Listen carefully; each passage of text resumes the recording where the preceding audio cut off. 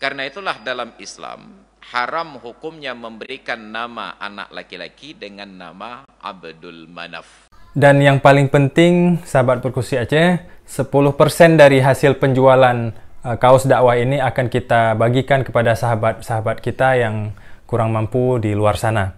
Ilmu tanyo benar, amai tanyo benar, kure tanyo benar, ngak selamat dunia akhirat.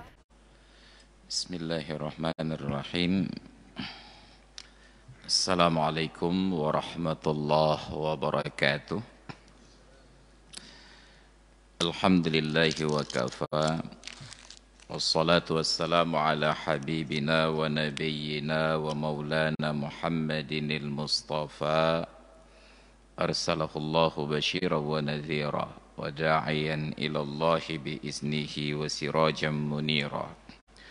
وقال الله تعالى في القرآن العظيم يا أيها الذين آمنوا اتقوا الله حق تقاته ولا تموتن إلا وأنتم مسلمون صدق الله العظيم. وبعد hadirin dan hadirat jamaah salat maghrib, salat isya dan pengajian yang dirahmati Allah.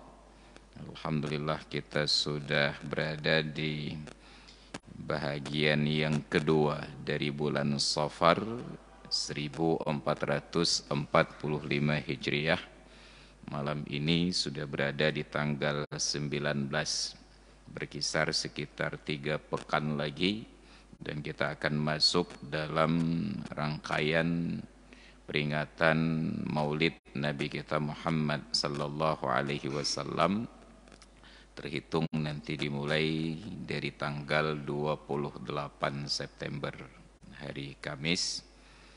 Dan kajian kita masih dalam perkembangan sejarah mulai terjadinya penyimpangan-penyimpangan di kalangan bangsa Arab yang dari dasarnya menganut ajaran tauhid agama Islam dengan syariat Nabi Ibrahim alaihi salam, yang mereka ini adalah keturunan dari Nabi Ismail dari pernikahan beliau dengan wanita Jurhum, berkembang biak membentuk sebuah bangsa Arab dengan berbagai kabilah dan suku, dan yang paling mulia di antara kabilah-kabilah Arab adalah kabilah Quraisy. Dan yang paling tinggi derajat di antara suku-suku Quraisy adalah suku Bani Hashim dan Bani Al-Muttalib, karena dari keluarga itulah dipilih oleh Allah Ta'ala untuk lahirnya menjadi ayah dari Nabi akhir zaman, Nabi kita Muhammad sallallahu alaihi wasallam. Sedangkan beliau dengan penuh kebanggaan menyatakan, ana khiyarun min khiyarin min ladun Adam alaihi salam. Saya adalah yang terbaik dari yang terbaik sejak dari Nabi Adam alaihi salam. Dalam riwayat lain beliau menyatakan, tidaklah bercabang 2 buah keluarga kecuali Allah akan pilih aku yang terbaik di antara keduanya. Dia dipilih oleh Allah, dan Nabi berbangga dengan status tersebut, walaupun ada orang-orang sekarang menafikan kebanggaan Nabi dengan berani menyatakan dan membanggakan pula bahwa ayah dan ibu Nabi dalam neraka. Na'udzubillah summa na'udzubillah. Terlepas benar atau salah, kita tidak ada punya kepentingan untuk berbangga bahwa ibu Nabi masuk neraka. Yang sudah pasti itu menyakiti perasaan Nabi bila dengan bangga umatnya menyebutkan hal-hal tersebut yang kita tidak tahu hakikat dan kebenarannya, sedangkan kita diajarkan untuk berbaik sangka.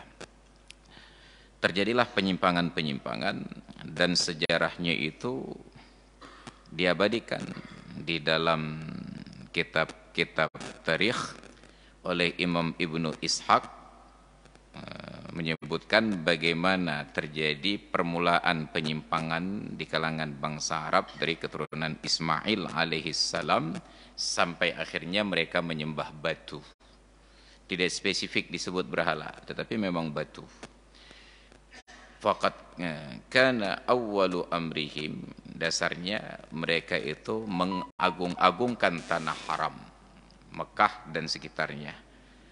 Dulu tanah haram itu lebih luas daripada Mekah karena tanah haram menjangkau sampai ke kawasan Mina dan Muzdalifah.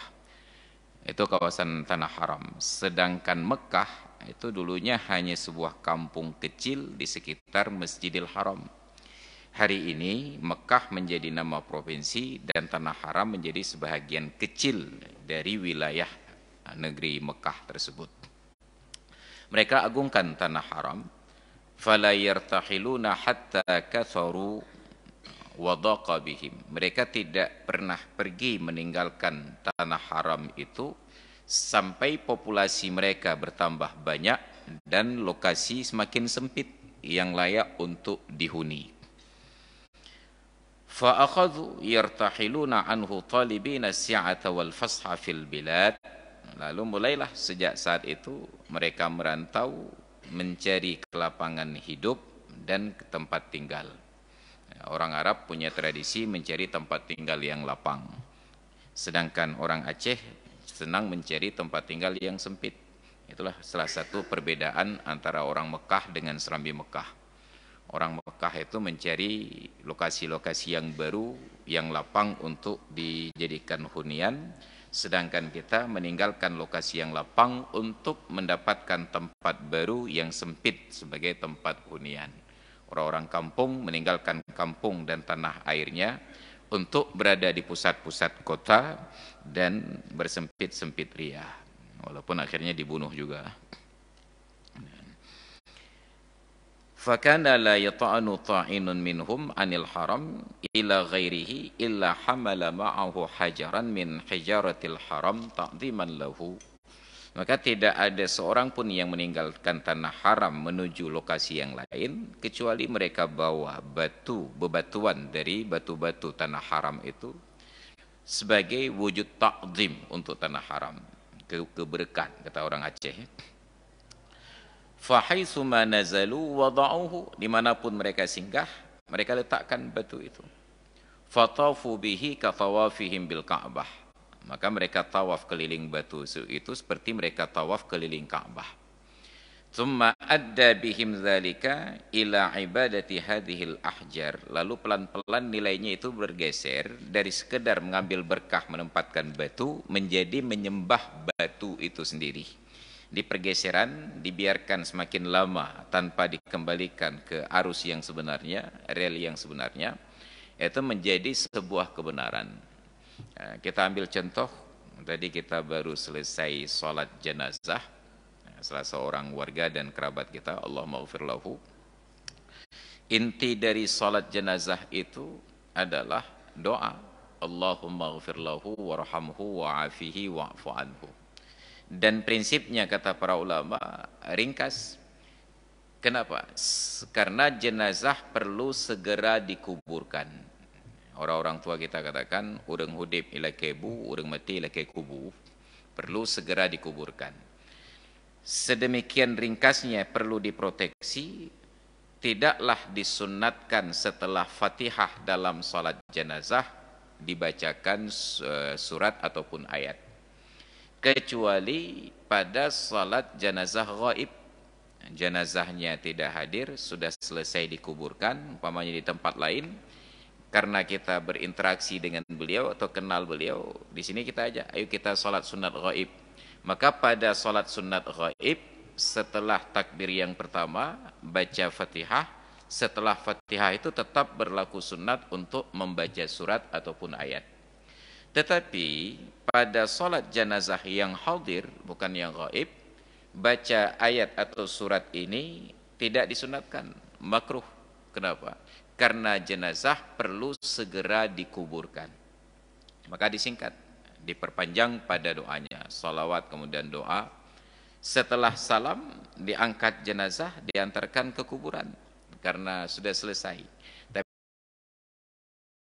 Tapi tradisi kita di Aceh, setelah salat jenazah yang intinya adalah doa, berdoa lagi. Maka tadi kita perhatikan tetap ada doa lagi. Setelah salam, Assalamualaikum warahmatullahi wabarakatuh, Assalamualaikum warahmatullahi wabarakatuh, baca doa lagi. Tidak salah sebenarnya, kecuali bahwa tujuan untuk kita persingkat bacaan agar cepat dikuburkan. Tapi setelah selesai, kita perpanjang lagi dengan doa. Itu sama persis seperti waktu COVID dulu, kita berdiri sholat jaga jarak agar tidak berpindah penyakit. Begitu selesai sholat, waktu keluar berdesak-desak lagi. Makan kalagi mubazir prosesnya. Nah, ini proses adat dalam syariat. Sholat jenazah itulah doa. Sehingga Imam Ahmad bin Hanbal menyatakan sah sholat jenazah walaupun tanpa bersuci, tidak disyaratkan berwudu, kata beliau. Kenapa? Intinya adalah doa, dan doa itu tidak mensyaratkan wudu. Tapi mazhab Syafi'i tetap menyatakan sholat jenazah adalah praktek sholat yang definitif, sesuai dengan definisinya. Ucapan dan perbuatan dimulai dengan takbir dan disudahi dengan salam. Jangankan sholat jenazah yang sepanjang itu, bahkan sujud tilawah dan sujud syukur saja dianggap sebagai sholat yang definitif dalam mazhab Syafi'i. Wajib menutup aurat, bersuci, menghadap kiblat, diawali dengan takbir dan disudahi dengan salam. Jadi karena intinya doa, seharusnya selesai sholatnya, selesai, bubar, diantarkan jenazahnya ke kuburan. Tapi tradisi kita tetap setelah sholat jenazah baca doa lagi. Pertanyaannya, andai kata ada praktek sholat jenazah seperti tadi, setelah salam imamnya tidak baca doa, apa yang terjadi? Ya, pasti bukannya kau Wahabi dong, kenapa? Karena berbeda dari praktek kebiasaan. Bahkan saya pun nggak berani untuk tampil beda, karena itu sangat disakralkan. Sebab itu momen terakhir seseorang di dunia. Baik pejat yang kepeki, ya, jangan kita uji coba. Kecuali nanti saat saya meninggal dunia, itu baru menyenau dengan tim praktek. Jadi ini contoh sederhana. Ketika itu dibiarkan, tidak kita ingatkan, tidak saya sampaikan seperti dalam momen sekarang, kita akan beranggapan bahwa doa setelah sholat itu masih bahagian dari sholat. Maka coba perhatikan, adakah yang berpindah tempat atau yang bergerak-gerak atau yang menoleh ke arah lain ketika selesai salam tadi? Sakral hat. Maka berdoanya tetap dalam posisi khusyuk, anak goyang-goyang. Sedangkan doa dalam posisi yang lain, sesakral apapun doanya, bahkan sholat Jumat yang doa itu menjadi rukun, tetap saja kita suka-suka hati. Nah juga ke ngerau, nah mentang balik-balik hati ketika sedang baca doa. Tapi doa pada sholat setelah sholat jenazah tadi, jangankan wajib, jangankan rukun, sunat pun bukan, bahkan sebaiknya jangan. Tetapi sedemikian lama proses itu turun-temurun berulang-ulang sehingga dianggap masih bahagian dari sholat. Mungkin kalau tidak saya sampaikan akan muncul pertanyaan, Ustaz, setelah salam itu kalau kita enggak tunggu doa lagi apa sah sholat? Agak lebih pertanyaannya. Dekedi dan bergerak-gerak apa betul semayang. Kenapa? Praktek berulang-ulang tanpa ada yang menyampaikan kebenaran yang berdasarkan referensi. Ini contoh sederhana. Jadi saya sampaikan bukan untuk dipraktekkan, untuk tahu dulu, agar ada sosialisasi. Andai kata nanti ada yang praktek, kita tidak terkejut. Begitu dipraktek, banyak Wahabi ya. Kita yang sudah tahu katakan, hana adanya dalam pengajian bulan Selasa kagak pingat dia tengku toh, tengku cakap. Ini Wahabi je. Ya, dia asal berbeda, tetap Wahabi ujungnya. Makanya sesama Wahabi tidak boleh saling mendahului. Jadi mereka ambil berkah, mereka tawaf kelilingnya. Summa kanu ya'buduna mastahsanu minal hijarah. Lalu ujung-ujungnya mereka sembah semua batu yang mereka pandang indah. Saya kalau agak betul itu mah. Kita juga hampir jadi penyembah batu dulu masa musim gio, kalau leng betul. Sehingga tukang asah batu itu menjadi artis dadakan. Pak mentang urang asah betul kamu kena urang i'tikaf. Ya, kalian proses asah betul. Memang tanya keturunan mantu. Jadi pun mentang buat gap tahu katanya. Nak motor balik dari direct motor mentang tahu. Ada mesin penaji mesin koh padi. Yang urang koh padi tanya duduk kena jalan dengan nonton kan. Kan tira dua kan. Merudo ramai-ramai kan. Cik bib keturunan mentu dia. Kan dejak babut draw macam-macam. Saya akan merudo-rudo kau kenal. Silakan buat nanti eksperimen sosial. Baik untuk tak beri tahan. Besok pagi-pagi coba keluar dari masjid, berdiri di jalan dan lihat ke atas. Nyan ubena lewat udah dikelau tu. Dah kala makin trip, dah kala makin ramai rendang.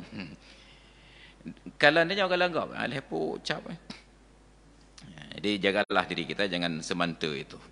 Maka ketika kawan saya buka warung McD berusaha, antri. Awak cakap kan awak cakap awak berada aja kanan. Awak cakap mana itu pun kan. Lagi yang baju sapu aja. Kayak baju timpan mentang.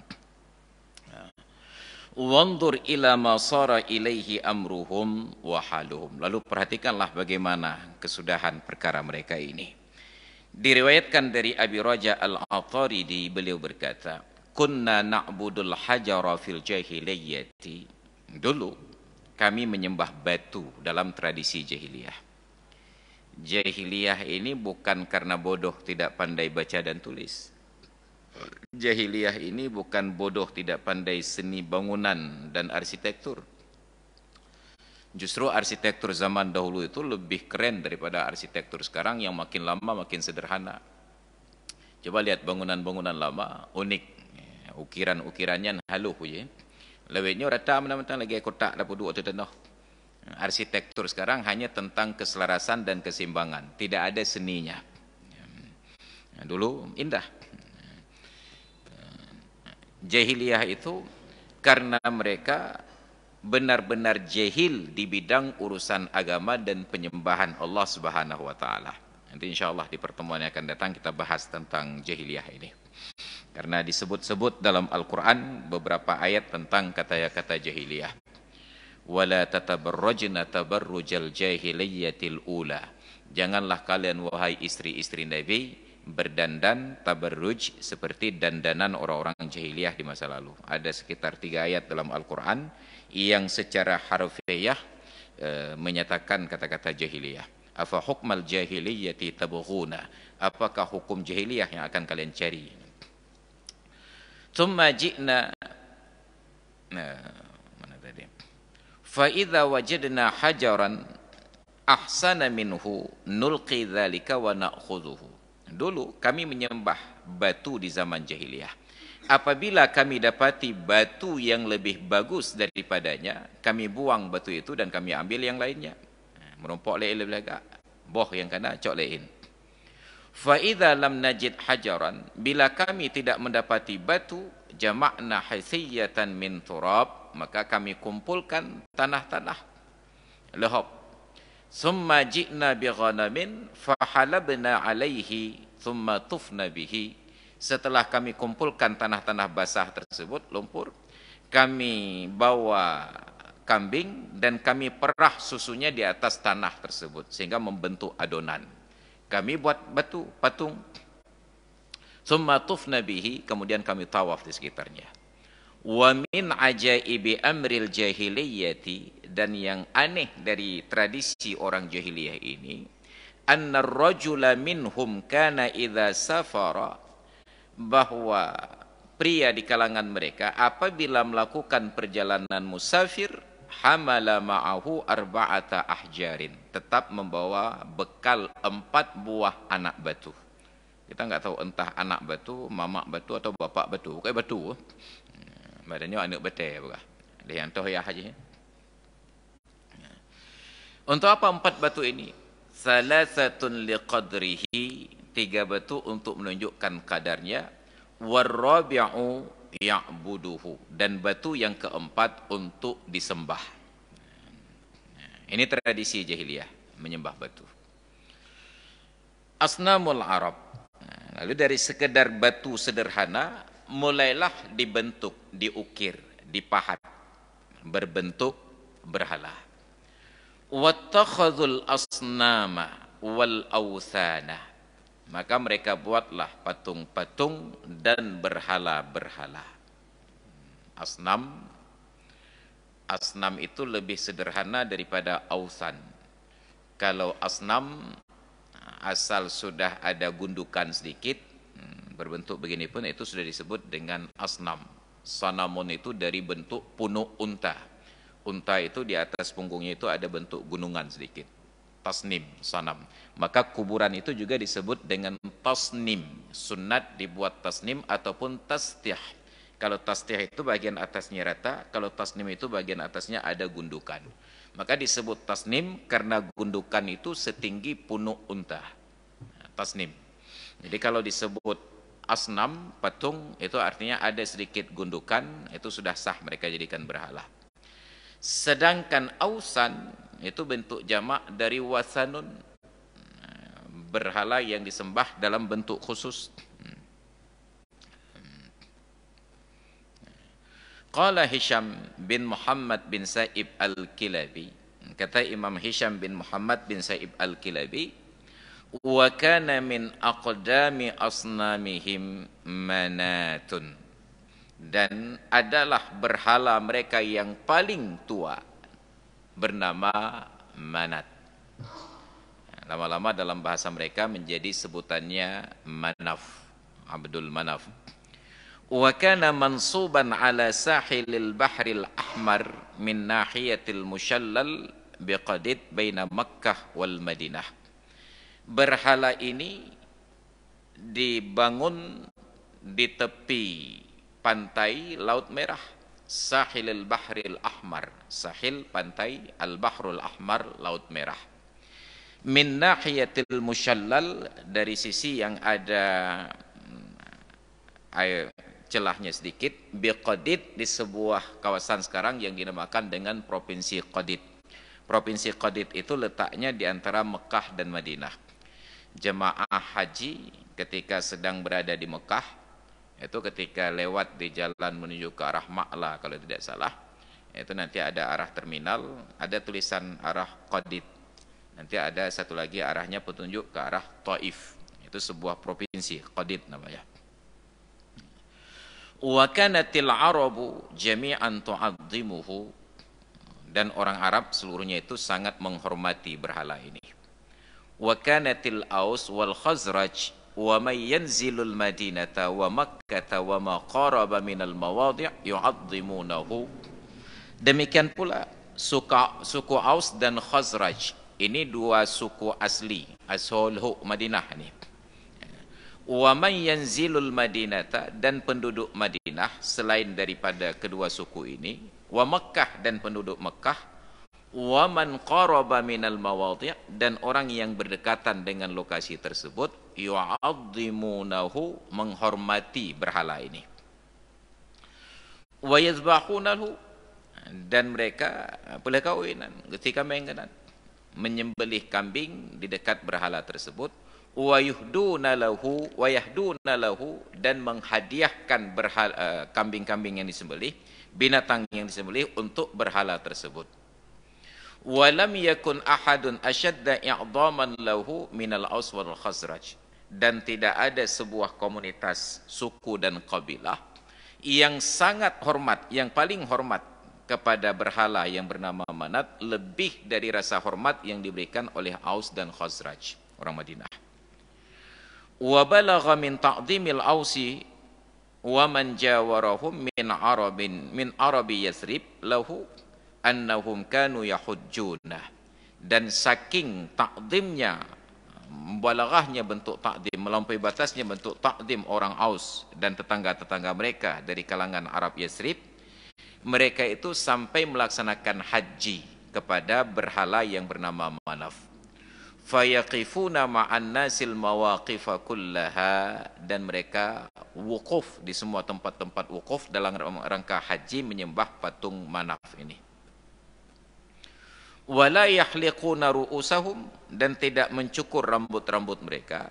Fa idza nafaru, dan apabila sudah selesai masa wukuf mereka dan nafar mereka, sama seperti jemaah haji sekarang, ada nafar awal, nafar tsani, atauhu, mereka datangi berhala Manat ini, fa halaqu indahu ru'usahum, barulah di tempat itu mereka cukur rambutnya, jauh berkat.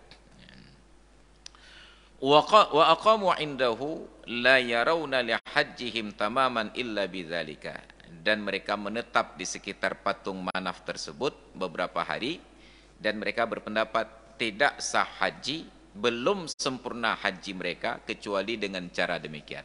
Nyandu me pemulia patung. Wa kanat manatu li Huzail wa Khuza'ah. Dan dulunya berhala Manaf itu milik dari Huzail dan Khuza'ah. Faba'atha Rasulullah sallallahu alaihi wasallam aliyan amal fatahi fahadamaha. Pada tahun penaklukan Mekah, ketika Rasulullah datang menunaikan umrah bersama umat Islam, Nabi utus Sayyidina Ali untuk meruntuhkan patung tersebut.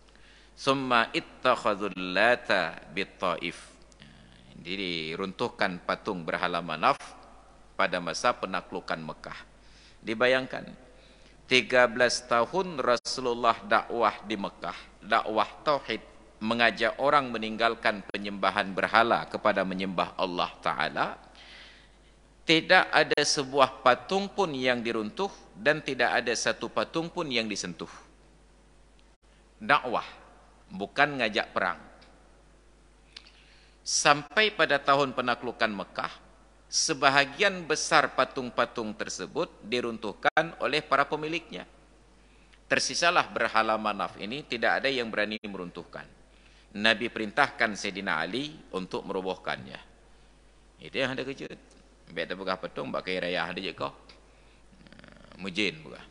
Nyah kerja kau nak bukan. Dah yang kau terakhirnya Abi Humu. Bikinnya anak kohnya Nabi Abi Humu. Lepas belau punya kita. Terakhir saya dapat informasi itu ada 2 lokasi. Ada di Blang Pidi, itu di depan Masjid Jami', itu di lokasi perumahan Kodim. Yang nabak kaya raya. Nyahan tu kerja kau kan. Akhirnya ditebang juga. Dan ternyata yang menebangnya masih hidup sampai sekarang.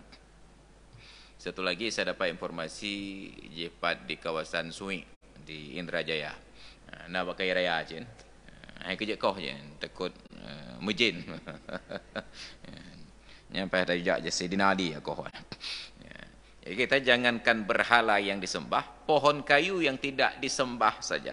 Yo dah. Dan makin yo dia jin makin galak. Makin yo dia makin galak jin. Makanya sebuah tempat ketika disakralkan, auranya itu keluar. Keris saja disakralkan, keluar auranya. Yang ketika disakralkan. Nyo batencenya menyokai menunggu-tunggu ibadah cik jin. Apa? Disakralkan. Jadi ketika berwudu anjib tamong apa mana apakan. Nyo batem mutuah. Wah. Buduklah itu. Anjir reyup menyoreyup pas cium-cium leh lego. Ini duk jin cik kanan.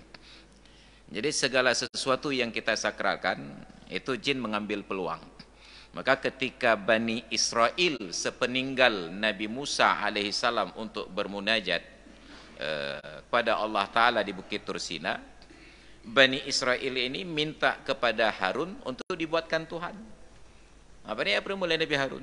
Datanglah Musa Samiri, dia kumpulkan perhiasan-perhiasan yang dibawa oleh Bani Israel. Mereka kan perlu biaya hidup. Jadi saat lari dari Mesir, dari rumah majikan mereka itu, dibawa lari perhiasan-perhiasan ini. Dan lama-lama menjadi beban. Saat ditinggalkan oleh Nabi Musa, apa kata Samiri? Kalau kalian mau Tuhan, bawa perhiasan kemari, aku buatkan Tuhan untuk kalian. Yang Tuhan balahi. Maka dikumpulkan, dibuatlah dalam bentuk al-ajlah, anak sapi. Jadi bukan orang India bernama semah sapi, kawai Pak Uni Israel pun. Disakralkan, disembah. Begitu disembah, jin bui prehlam. Dah mongju dalam. Maka ketika mereka bertanya, itu bitsu. Lahu khuwarun, ada suara yang keluar. Dalam sebagian penafsiran para ulama, ada seni bangun, rancang bangunnya itu, karena mereka di tengah padang pasir, dibuat berongga-rongga bentuk anak sapi ini. Ketika angin bertiup, keluar suara. Karena itu bitsu, pegada keramat. Karena itu keramat. Ada penafsiran demikian. Ada satu penafsiran menyatakan, memang jin masuk ke dalamnya, lalu menjawab pertanyaan-pertanyaan mereka. Nyo, orang sakit nyo, pat kenong je, perubat je, so pengenong, itu bitsu dalam. Asal sudah keluar suara, nyangka, itu mah juga. Maka nauzubillah. Jadi ada hal-hal ketika sudah terlalu disakralkan, perlu ada orang yang menetralisir kembali. Jangan berlebih-lebihan. Makin trip makin balau. Jadi datanglah Sayyidina Ali, maka Ali runtuhkan patung tersebut. Setelah ada patung berhala pertama bernama Manat, summa takhadhu Allata bit-Taif. Ini sebelum datang Nabi. Bukan setelah diruntuhkan patung berhala Manat lalu dibangun Lata, bukan. Ini sejarah sebelumnya. Kemudian setelah adanya patung Manat, mereka buat Lata di Taif. Wahia ahdatsu min Manat. Patung Lata ini lebih baru daripada patung Manat. Wa kanat sakhratan murabba'atan. Lata ini adalah batu besar berbentuk persegi empat. Wa kanu qad banau 'alaiha, dan mereka buat dekorasi-dekorasi di atasnya. Wa kanat Quraisyun wa jami'ul Arabi yu'azzimunaha, dan adalah orang Quraisy dan bangsa Arab seluruhnya mengagungkan berhala Lata ini. Wa biha kanat tusamma Zaid al-Lata, dan dari situlah muncul nama Zaid al-Lata. Nanti ada orang-orang Arab, mereka berikan nama anaknya, bukan nama, kunyah sebenarnya, dengan nama-nama patung. Kita tahu Abu Lahab. Abu Lahab itu nama aslinya Abdul Uzza. Ada Lata, Uzza, Manaf, dan Hubbal.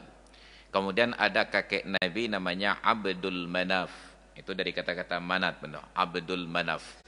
Kenapa? Karena Abdul Manaf ini orang tuanya bernama Qusay. Qusay setelah lanjut usia berdua dengan istri tidak punya keturunan.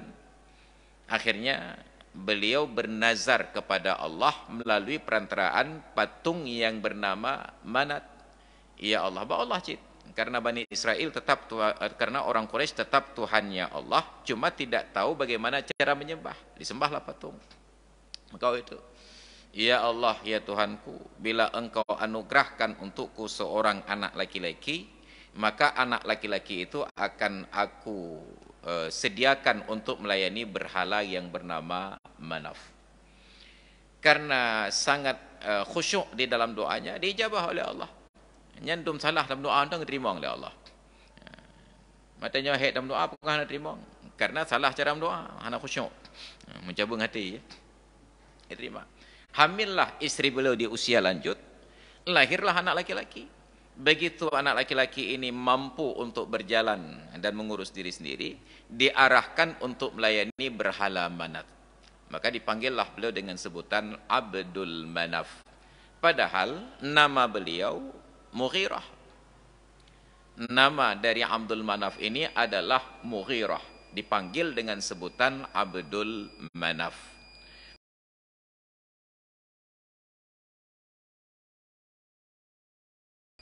Karena itulah dalam Islam haram hukumnya memberikan nama anak laki-laki dengan nama Abdul Manaf. Tidak boleh nama seorang muslim disebut dengan kata Abdun kecuali diidhafahkan kepada salah satu dari Asmaul Husna. Abdullah, Abdul Rahman, Abdul Rahim, Abdul Majid, Abdul Quddus, Abdul Salam, Abdul Muhaimin, yang baru terpilih kemarin Caimin. Abdul Muhaimin.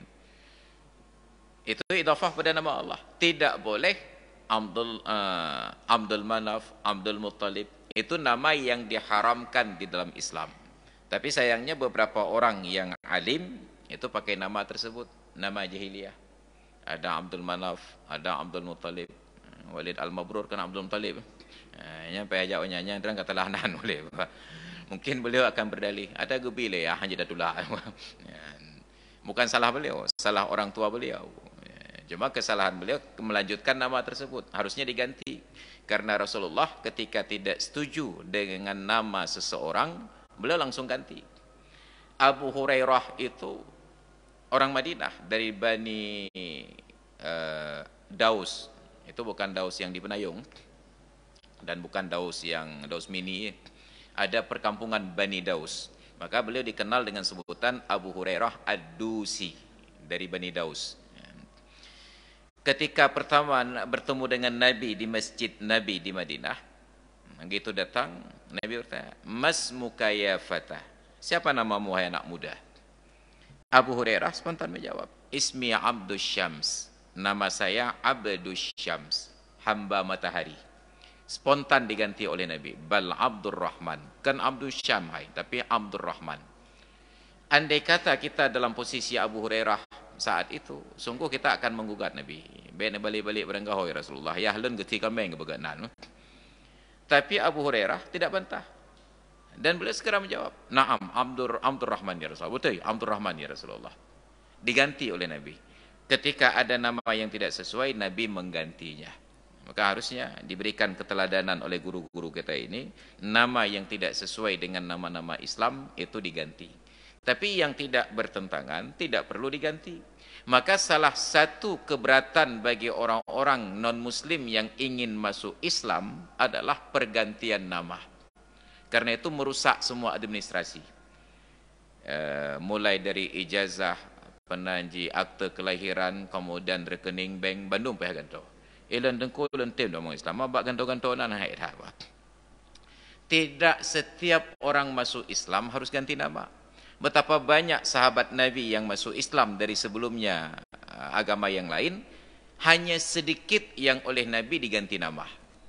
Tapi seolah-olah bagi kita, asal sudah masuk Islam, ganti nama. Nyan Osman, dalam Islam, kau Osman Cik Nan. Ali, dalam Islam, Ali Cik Nan. Tidak berubah nama. Tidak perlu diganti apabila tidak bertentangan dengan syariat. Tapi kalau bertentangan dengan syariat, ataupun ada at-tasyaum, tidak baik, atau dalam bahasa orang Aceh bukan gehonan, maka diganti. Bukan karena baru masuk Islam. Makanya saya berganti nama. Dulu baru lahir diberikan nama oleh almarhum Abuya Profesor Dr. Muhibbuddin Wali. Nama saya Fauzan Azimah. Sakit ya? Anak boleh-boleh penyakit. Jahat sakit mata, hidung, ego. Apa yang terjadi? Digantilah nama. Siapa yang menggantinya? Adik beliau, almarhum Abu Nasir Wali. Diberikanlah nama Masrul Aidi. Aku dia nampi rojoh. Dia terkedi hana gantung-gantungan tapi nohak penyakit. Akan stunting barangkali. Gantungan. Maka dalam tradisi orang tua kita mengganti nama bukan karena mu'alaf, bukan karena baru masuk Islam, tapi karena nama adalah doa. Ada yang tidak sesuai dengan namanya. Termasuklah orang-orang yang ketika akhlaknya buruk. Anak mit bro perangui, bro akai, salah satu terapinya adalah ganti nama. Dan jangan sembarangan ganti nama, harus dikonsultasikan apa nama yang sesuai. Nyawa tidak pegatnan ketuhanan ngaureng. Bukan tuhanan itu dalam arti jatah hidupnya, tetapi beratnya nama tersebut tidak sesuai yang dipikul oleh yang bersangkutan. Lehian, yah bangai, mak bangai, tapi nama anaknya Sultanul Aulia. Maka kehanan Sultanul Aulia menjadi tidak sesuai. Minimal, kalaupun tidak menyebabkan dampak pada fisik, akan menimbulkan dampak pada mental. Dia kerjanya tulak-tulak becak, namanya Sultan. Dengar tulak-tulak becak bro. Pak, kemari sebentar. Baik. Siapa nama Pak? Sultan. Maka dia pegang Sultanan. Bahkan kerja tulak gerbak bro kan. Maka ada nama yang nanti berpengaruh pada nama anak kita. Ada yang bagus dalam agama, tetapi belum tentu sesuai dalam sebutan bahasa kita. Dalam agama bagus. Misalnya Falih. Falih, sampai ditulis kitab itu ada Dalilul Falihin. Dalam bahasa Aceh, kalau Falih namanya Muhammad Falih. Hanya tahu apa ya? Falih. Menyuhui peluh kahi Suria baca kan? Falih. So, Muhammad Falih. Falih itu dalam bahasa Arab dari falaha, beruntung. Falih. Qad aflaha man tazakka. Sungguh beruntunglah orang-orang yang mensucikan dirinya. Wa dzakara asma rabbih fasalla. Aflaha, falih, dalilul falihin, dalil orang-orang yang beruntung. Tapi sampai ke Aceh, ternyata sebutan orang Aceh tidak baik. Soalnya ipalih menjadi tidak baik. Maka ketika memberikan nama seorang anak, pikirkan efeknya kepada anak tersebut setelah dia dewasa. Cerita jibuhnan penan Tajul Muluk wah. Mahkota para raja. Kanan kitab. Jadi ada hal-hal terkait penamaan ini. Dia ada Lata, ada Uzza, ada Manaf, ada Hubbal. Kakek Nabi Abdul Muttalib itu panggilan. Nama beliau Syaibatul Hamdi. Kenapa dipanggil Abdul Muttalib? Ketika kecil beliau tinggal dengan pamannya yang bernama Muttalib. Paman beliau ini bangsawan. Pakaian beliau itu branded, penampilan beliau itu perlente. Sedangkan ponakannya Syaibatul Hamdi yang mendampingi beliau, penampilannya mekeleh mentang. Setiap kali orang-orang Arab berpapasan dengan Muttalib ini, bertanya-tanya, itu siapa anak kecil yang di sampingnya? Mereka mencoba menerka-nerka. Jangan-jangan itu budaknya. Budak dalam bahasa Arab, Abdun. Itu siapa? Budak Muttalib. Abdul Muttalib. Hidup tenannya. Itu bukan nisbah kepada Allah Ta'ala. Itu kepada manusia. Maka penamaan menisbahkan diri sebagai hamba untuk manusia dalam Islam itu hukumnya haram. Maka untuk yang tidak bertentangan dengan syariat, ya berjalan biasa saja. Jadi jangan setiap orang yang masuk Islam diancam dengan prosedur ganti nama. Tidak perlu. Hanya apabila nama tidak sesuai saja. Asik juga ya melodi akustiknya.